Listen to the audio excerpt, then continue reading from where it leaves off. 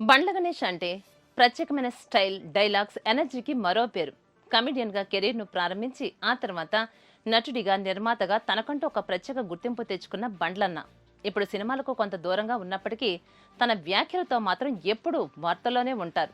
ముఖ్యంగా ఆయన చేసే ప్రసంగాలు, సోషల్ మీడియాలో చేసే పోస్టులు తరచూ వైరల్ అవుతూ ఉంటాయి. అయితే తాజాగా బండ్ల గణేష్ చేసినటువంటి కొన్ని వ్యాఖ్యలు ఇప్పుడు ఇండస్ట్రీలోనే కాదు, సోషల్ మీడియాలో కూడా పెద్ద చర్చకు దారితీశాయి. ప్రముఖ నటుడు రాజా రవీంద్రన్ నిర్వహిస్తున్నటువంటి ఓ పాడ్కాస్ట్ లో పాల్గొన్న బండ్ల గణేష్ తన జీవితంలో జరిగినటువంటి ఒక సంఘటనను గుర్తు చేసుకుంటూ ఎమోషనల్ గా మాట్లాడారు.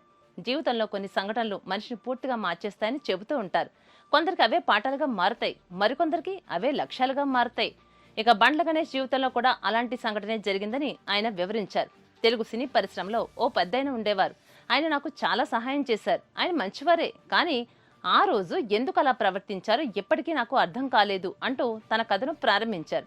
ఆ తర్వాత జరిగినటువంటి సంఘటనను గుర్తు చేసుకుంటూ, నటి సౌందర్య హెలికాప్టర్ ప్రమాదంలో మరణించిన రోజు అది. నేను మరో నటుడు ఆయన పక్కనే కూర్చున్నాం. మనకు అలవాటుగా సార్ సార్ అని మాట్లాడటం ఉంటుంది. నేను కూడా అలాగే మాట్లాడాను, కానీ సడన్ గా చెప్పు తీసుకుని నన్ను కొట్టారు అని వెల్లడించారు. ఆ క్షణం తనకు షాక్ ఇచ్చిందని, అవమానంగా అనిపించిందని తెలియజేశారు. కానీ ఆ బాధలోనే తాను ఒక నిర్ణయం తీసుకున్నానని కూడా తెలియజేశారు.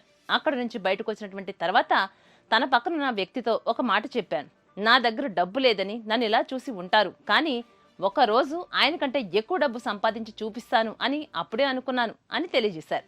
తన జీవితంలో ఆ రోజు జరిగినటువంటి అవమానమే తనలో కసి పెంచిందని, అదే తనను ముందుకు నడిపించిందని బండ్ల గణేష్ చెప్పారు. కొన్ని గాయాలు బయటకు కనిపించవు, కానీ అవే మనిషిని జీవితంలో పైకి తీసుకెళ్తాయి అనేలా ఆయన మాటలు వినిపించాయి. అయితే ఇక్కడ మరో ఆసక్తికర విషయం ఏమిటి అంటే, తనను అవమానించిన ఆ సీనియర్ వ్యక్తి ఎవరు అన్న విషయం మాత్రం బండ్ల గణేష్ ఎక్కడా వెల్లడించలేదు. దీంతో సోషల్ మీడియాలో పెద్ద ఎత్తున చర్చ మొదలైంది.